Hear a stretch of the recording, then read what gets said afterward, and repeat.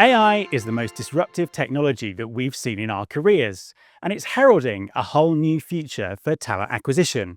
Most of the discussion in the industry around AI is about use cases and what the future might look like. But it's really important that we understand how the technology works. What are the implications for the way we design software? What about the way we interface with recruiting systems? What are the legal issues? How do we adapt our processes to really make AI work and get its true value?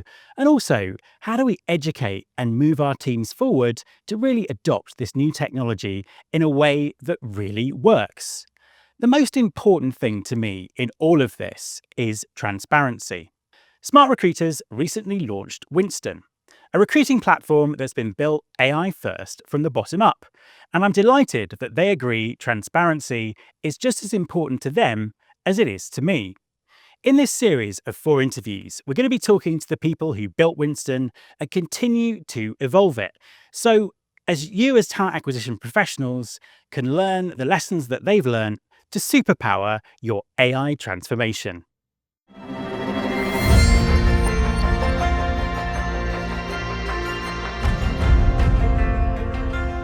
Hi, Nicole. It is fantastic to be talking to you. Can you introduce yourself and tell us about your role at SmartRecruiters? Absolutely. Great to be here, Matt. So my name is Nicole Hammond. I am our VP of Center of Excellence, and I have been at SmartRecruiters for over 10 years in a number of different roles. What it means to be the VP of the Center of Excellence is a lot of things, but I would sum it up to say I am here to ensure we are continuing to elevate and thrive as a go-to-market motion and truly help to ensure that our customers and our prospects understand the impact that we can serve them with. Fantastic. And how has building Winston changed the way that SmartRecruiters works as an organization? It's a great question. When we first heard about Winston, there were a lot of things behind the scenes within our organization that were happening. As you know, our head of product, Sharon, was a former CEO, and Rebecca, now our CEO, was a former head of product. And so that synergy truly helped us to not only change organizationally how we worked as an R&D organization, but also how we collaborated across with the Center of Excellence, with our go-to-market, et cetera. With the infancy of Winston, we have had a very strong relationship with product and been able to truly move at a fast and effective pace. Fantastic. And what does running a center of excellence mean in the context of an AI transformation? Wow, it means a lot. As you are familiar with, the world of AI is very broad and very deep, and everyone's level of maturity with AI is different, both within our organization and externally. Leading the Center of Excellence, I think foundationally, the first place we needed to start was with the awareness and understanding of AI. Baseline information for our employees so that we were all aligned on what we were saying. But then as we built Winston, this AI layer across SmartRecruiters, how it was differentiating in the market, how it was impactful for all users, not just candidates, and truly trying to take that education and awareness and help all of the roles within go-to-market to better understand, but be able to also confidently communicate and influence with that education and awareness with our customers and prospects. And I kind of want to dig into the enablement around that in a second. But before, just kind of interested in exploring the sort of the co-creation part of this. I mean, how important was the voice of the user, of the customer in the development process?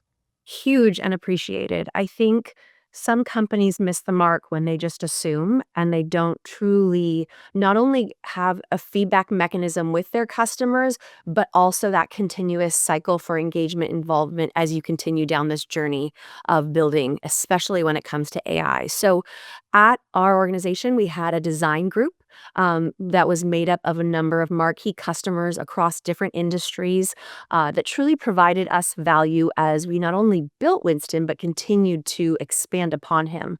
Our product team led pieces of this. And so not only did they have the data points from the system, but also just the feedback from these prospects and customers. And I think the most impactful part is that they listened, right? We continue to build out our roadmap and we'll make adjustments accordingly based on the feedback that we are receiving from our customers. And I would say I'm very proud of that, as a lot of organizations say they do that, but the reality is a different story. And part of that is obviously trust, and trust is just such a big part of this whole AI transformation. Whether that's candidates or customers, or what you do kind of internally. Now, I know you have a trust committee. Tell us a little bit more about that and why it's so important. Yeah. As you mentioned, trust and governance is very important as we go through this world that's evolving with more and more AI. And one of the beautiful things that our organization did was set up a trust committee that's made of many stakeholders, representing security, representing product, representing go to market, and also including our customers. Monthly meeting, and a lot is discussed, whether it's trends in the market, new legislation, new certifications, but also an opportunity for there to be collaboration and questions that we may be getting constantly from our customers, to ensure them that reliability, but also that we're proactive and leading the market with the governance, legislation, et cetera. Things are moving so quickly in this space, and there's so much confusion, and really every company out there needs to sort of ensure that their teams are being educated and enabled and being up to speed with AI. How has that worked for you kind of internally? How have you managed to get the broader team to a point where they can really effectively talk about AI to your customers? I think it's two parts, right? One, you have to practice what you preach. And so, not only with the use of Winston, but other AI tools that we are adopting to provide efficiency in our daily job is important. And so, getting the adoption of using AI tools so that you can then speak to, hey, I'm on this ride with you, but in a different way.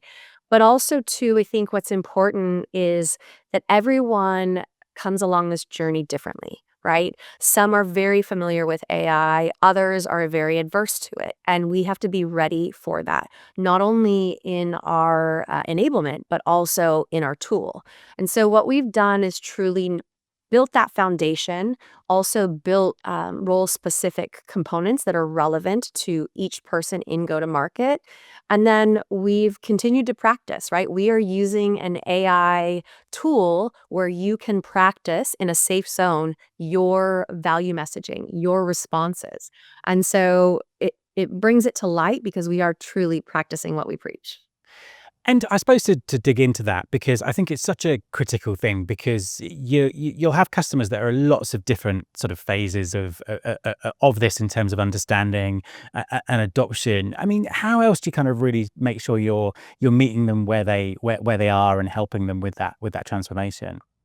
Yes. So, from the customer feedback in the design group, we received a lot of information around internal tier organizations that have the user that has been in the market for 20 years and just likes the classic way of doing things. They want them to upload a resume and they want to go through those 100 applicants.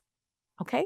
And then you have the others that are all about AI and efficiency and automation and want to use Winston to chat and help them with their daily priorities. And what I truly appreciate about Smart Recruiters, and especially our design team and our product team, is that we have created an AI hub that allows for that. So, whether you're at the beginning of your AI journey or you're very comfortable, you can set the parameters within Smart Recruiters to support that, not only by user, by department, by country, et cetera. So, we hear them and we're responding to ensure that we make it flexible. I think maybe one of the biggest challenges around this is we're dealing with a technology that's innovating very fast. Use cases are innovating very fast, and a talent acquisition employer community who may not be moving quite as quickly, and also have very specific needs as businesses in terms of recruiting and talent acquisition. How do you strike that balance between innovation and kind of building that path for people and showing them what's possible and what they actually need from you, right now today? There's a lot of different approaches and strategic directions that we go with this, truly depending on what we're hearing from our customer. But one thing that I would say is 70% of the businesses out there are using AI, but only 28% of them have a plan. And so that is a bit of a disconnect as you think about ensuring you have trusting, reliable, adopted AI in your market. And we both know that the TA space is the one that is kind of leading the charge when it comes to AI in businesses. Having said that, I think one approach that has resonated a lot with our prospects is if they don't do it, right? If you don't make this transition, what will happen? Your competitors will lead. You will lose a significant amount of money. And so it's just kind of showing them not only the ROI that can happen with AI and automation, but also what happens if you don't take this action. Absolutely. And having sort of been through this process, there are lots of businesses out there. Every week we see a CEO in the press sort of demanding that their company becomes AI first. And from what I can see, very often there's very little kind of infrastructure or roadmap or learning about how companies can do that. So what advice would you give to the companies themselves when it comes to, employers and AI adoption? What lessons have you learned? How can they take their teams on a similar journey? Yeah. My background is change management. It is also my passion, and it is very relevant to this point in time with AI. My advice would be to truly think about this holistically, not just think about the technology of AI, but the people and the supporting processes, right? This is true transformation, and you need to account for all those aspects for it to be successful, but also adopted. And we all know with any technology that adoption is key and sometimes is overlooked. And that's why we go to market for new technology. That's why things fail. And so my advice would be to truly think of this as transformation and take into consideration people, process, and the AI technology. And I suppose on that people side, we talk about companies being at different stages with technology and development, but people very much are as well. Is there anything that you kind of learned from watching the individuals that you work with go on that AI journey and become comfortable with technology, particularly if they were skeptical or suspicious or terrified in the past? Yes. It's kind of like dipping your toes in the water and then being okay with putting your entire foot in. We have seen a number of customers that come back to us and just say thank you. And that's the impact. That's why we stay, right? We get to see this not only return on investment financially, but also just the impact it makes for people. I think about that hiring manager that has 100 things to do, and hiring is a priority, but it's not the number one thing they want to do with their time. And we've seen a number of them come back and say, thank you. I have this on my app. I was on a train, and at that time, I was able to approve a rec. I was able to review candidates. And oh, by the way, Winston reminded me to take a look at my hiring plan. And so I think for me, while it may not be a data point that we can measure, the feedback and the thank you that we get, and then leaning into more, right? Wanting to know where we're going from a product strategy with AI, with Winston, is truly how I personally have felt us being impactful with the AI journey we're sharing with our customers.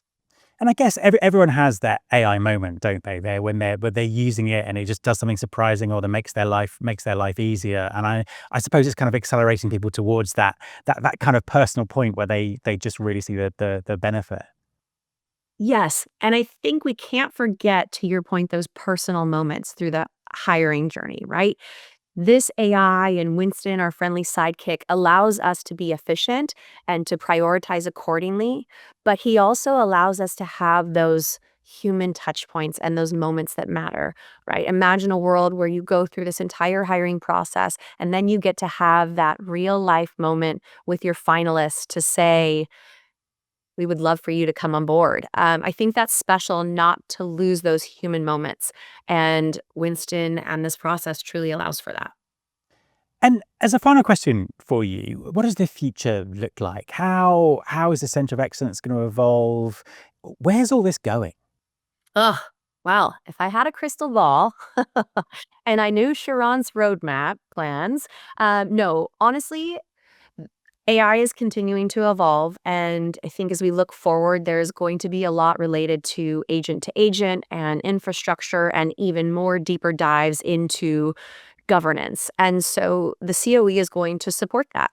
We are going to get broader with our capabilities related to technical infrastructure. We are going to be able to support go to market with those conversations around governance and trust and truly what that infrastructure of all these agents looks like for them and ensuring that it is a seamless experience. Nicole, thank you very much for talking to me. Oh, thank you for having me, Matt. It was wonderful. My thanks to all four of my guests for being so open and honest about their challenges and their experiences building Winston. I think that we can see AI is very, very complicated, but I hope you've learned some really valuable lessons from the conversations that we've had. And I think the most important thing, if you focus on strategy and the value that it's going to bring to your organization, that's how you're going to supercharge your talent acquisition AI transformation.